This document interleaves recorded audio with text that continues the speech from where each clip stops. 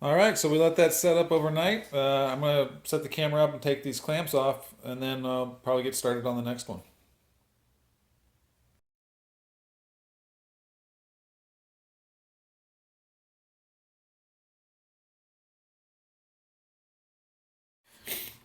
All right, so I got my second workbench half cut out, and laid up.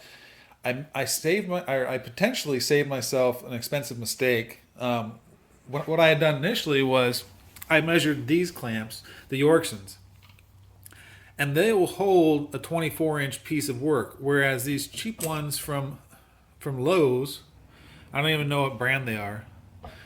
They say 24 inches, but you can't get 24 inches in between the jaws, even when they're all the way back here.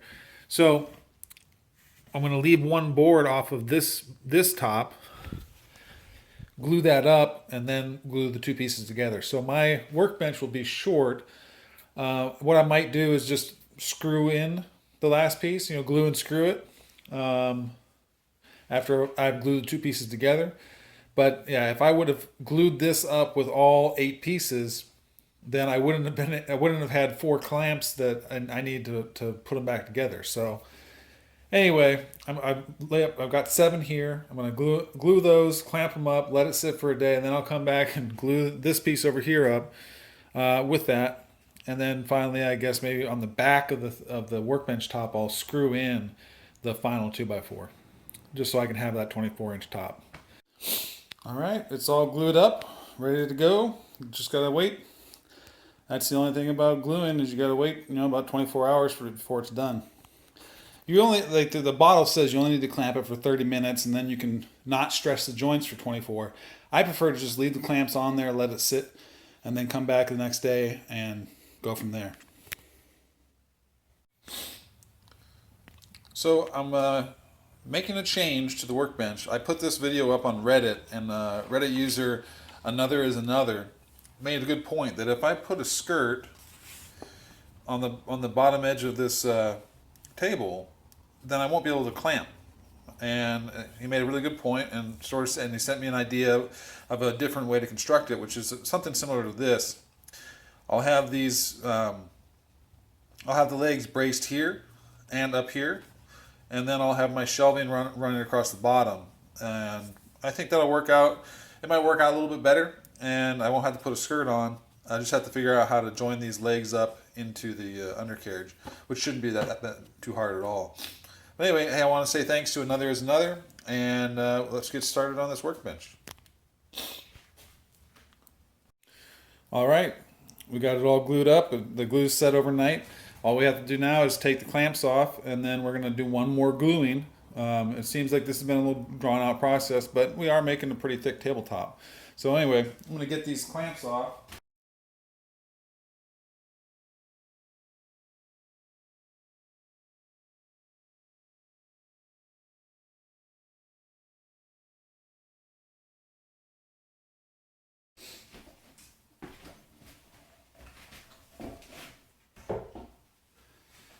That is going to be a beefy tabletop.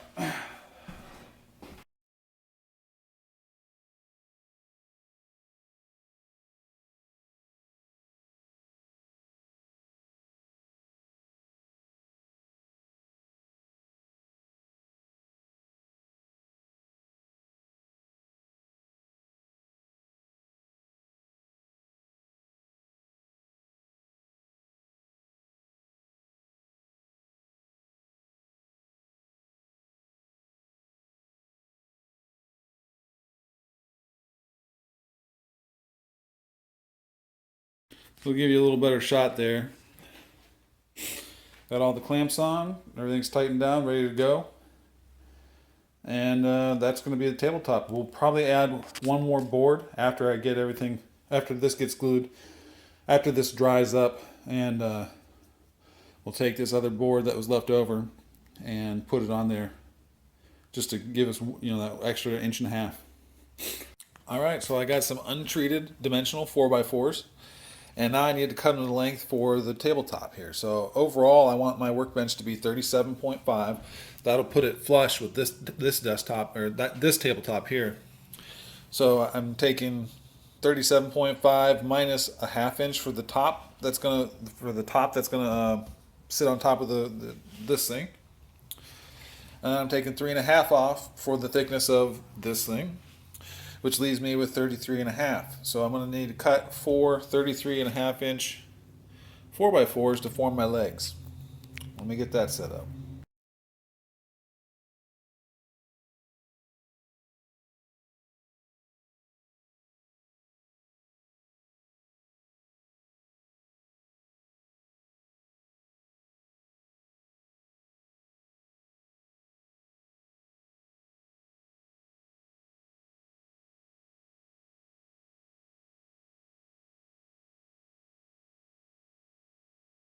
All right, I've got all these cut and I've put them over here and I've clamped them with the top edge flush. Made sure that all these edges are straight with each other.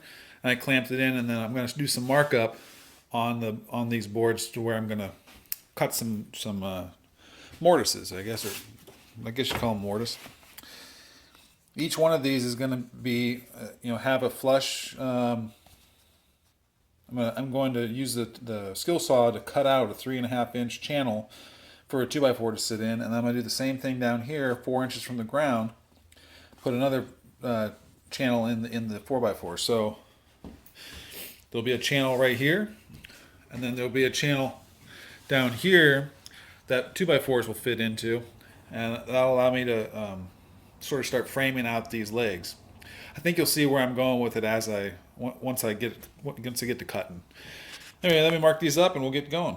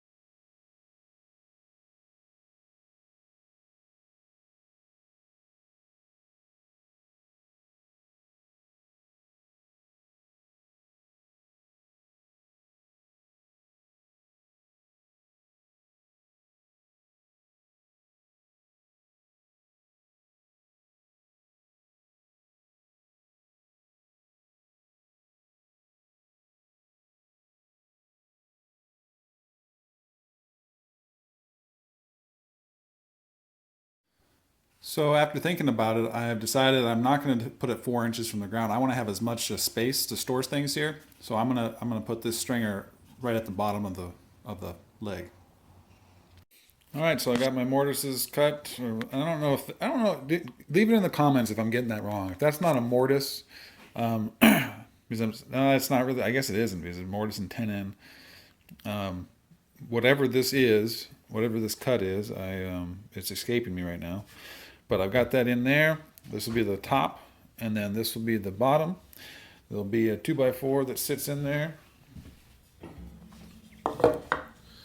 like so, and that'll create the legs for the workbench. We still gotta wait for this to dry up, and then we'll be putting these on the bottom of it.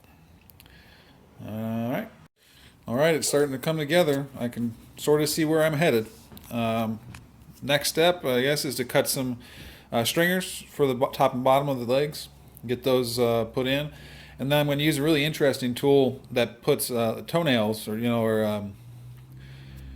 toenailing is where you screw from the bottom of something up into the top, and it'll be a lot easier. Here, I got one for you. It makes these.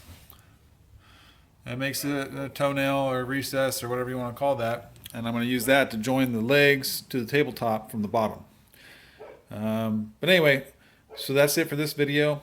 Don't forget to like, comment, and subscribe. And we'll see you in the next one.